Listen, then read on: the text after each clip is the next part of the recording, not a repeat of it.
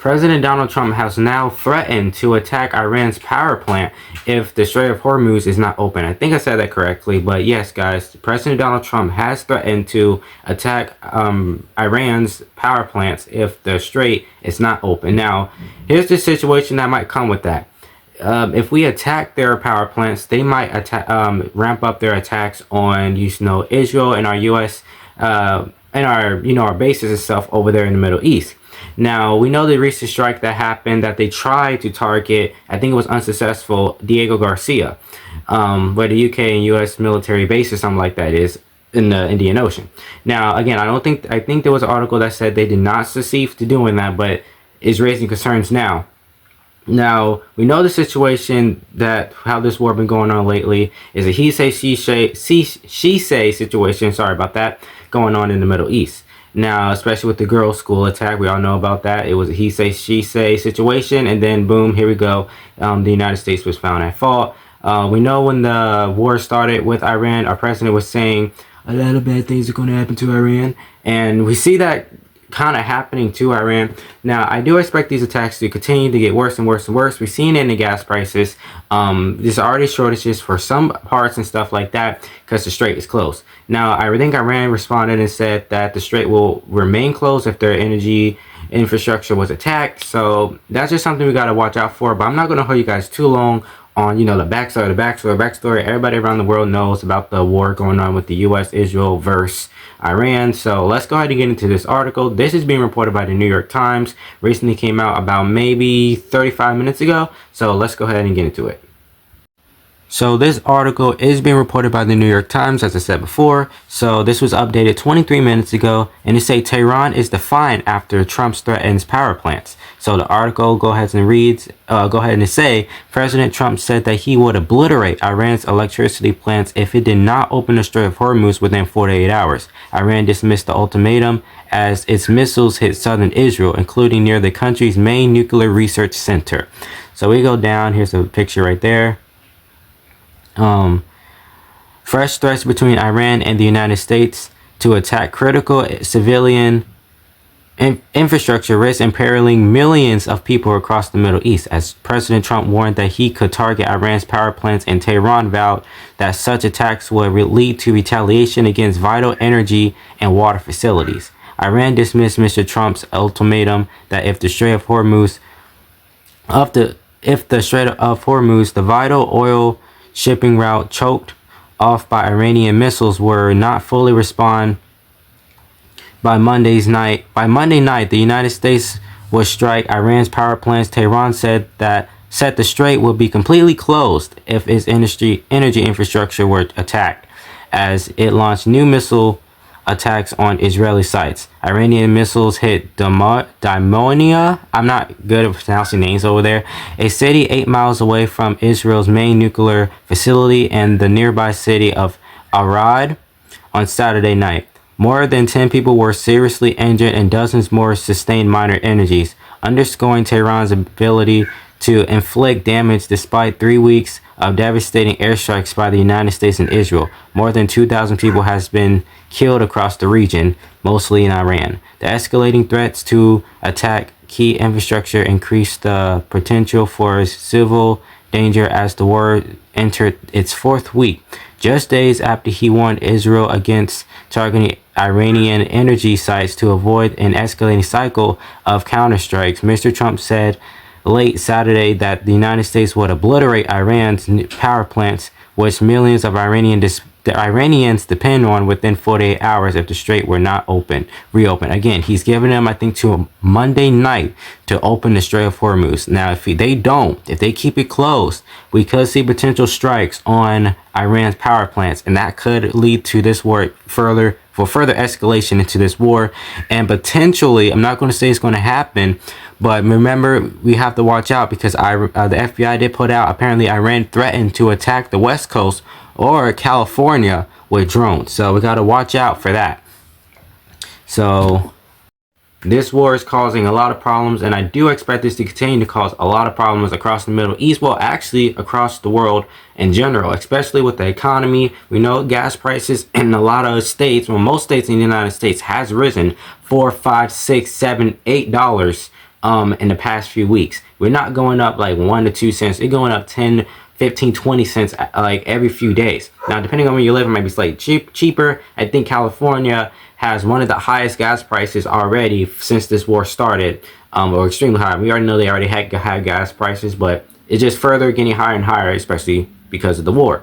Now, I do expect, shortages on like, food items, vehicle parts, those machineries, parts. Sorry about that, guys. Pollen is super high outside where I live in North Carolina, so bear with me. First day of spring was March 20th. If you guys don't know, so happy spring. But let's get back into this.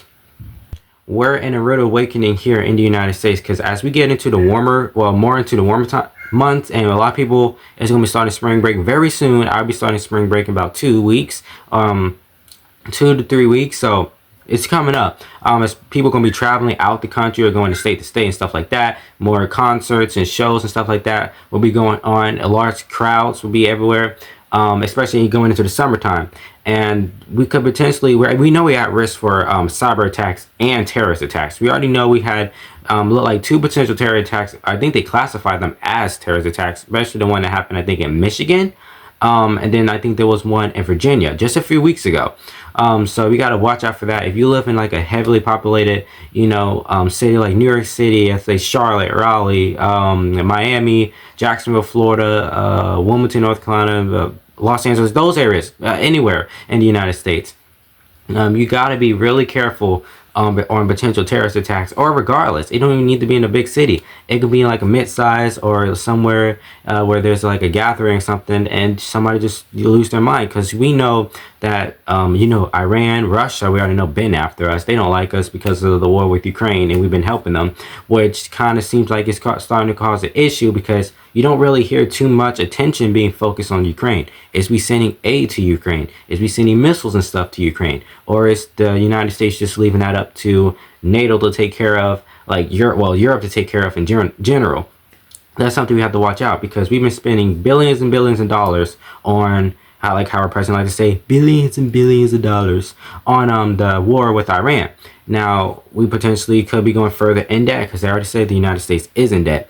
So, and we don't want to abandon Ukraine, because first of all, they did not start this war with Russia. Russia started it with them, and we already know Ukraine was already struggling. Well, was struggling when the war started. I think they made like some successful gains, but Russia is loving this at this point. We know Russia came out saying something about they're going to provide, like this happened a few weeks ago. Basically, firstly when the war started, maybe like a week when the war started, or just a few days after the war started. Regardless, we said they was going to give Iran intelligence on where our military troops and stuff was in the Middle East. Now, I wouldn't put it past the Iran. Russia already gave him to Iran. Don't know if he was just bluffing. Well, they were just bluffing, trying to scare the United States and stuff like that. But regardless, we know Iran, Russia, China, and more of our enemy countries is out to get us, especially Iran, especially how we struck Iran.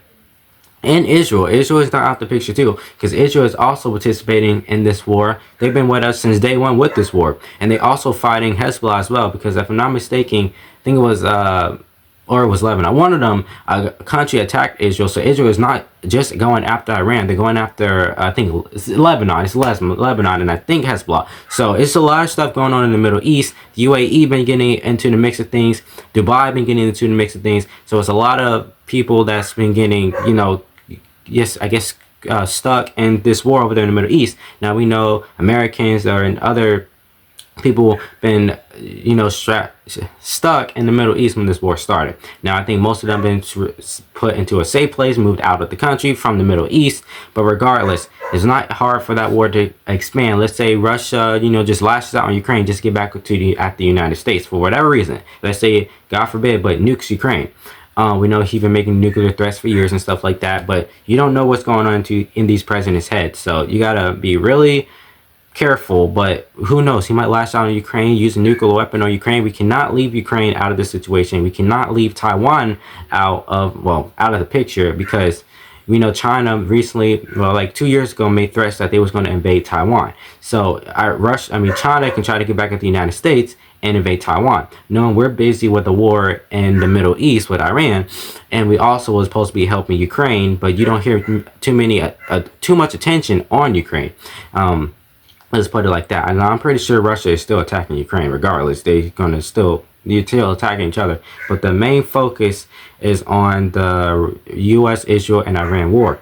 Now, if we go back a little bit further before this war started, maybe like 2-3 weeks before this war started, the Nancy Gerthy situation that happened, and it's still ongoing. I think she's still missing. I hope they find her. But you know, it could have been a distraction first of all, but then at the same time, it probably wasn't a distraction because you don't know what their intentions was to take her. Now, she's been gone for weeks. Now, she could have not been, you know, taken, again, this could have been a distraction because of the upcoming war that was going to happen with U.S., Israel versus Iran. Now, 9 times out of 10, it's not a distraction, but it is a possibility. We know Venezuela is also after the United States because Venezuela, we know we struck Venezuela. We took their leader and his wife, flew them to New York. They pleaded not guilty. They're still in jail. So that's just what's going on in the world. I'm pretty sure this is going to escalate. Again, Iran has until Monday night, or President Donald Trump is saying that he is going to obliterate Iran's not nuclear power plants, their power plants. So we got to be really careful. Potentially that's going to happen. It's just now Sunday. It is 1:48 Sunday, March 22nd, 2026. Well, 1:48. I thought I said 28. Regardless, you guys. No, I was seeing the replay, but Eastern Standard Time. So with that being said, I hope you guys enjoyed this video. Make sure you like, comment, and subscribe. Hit the notification bell to be notified each and every time your boy uploads a new video. And I will see you guys in the next one if you guys will. Stay safe out there.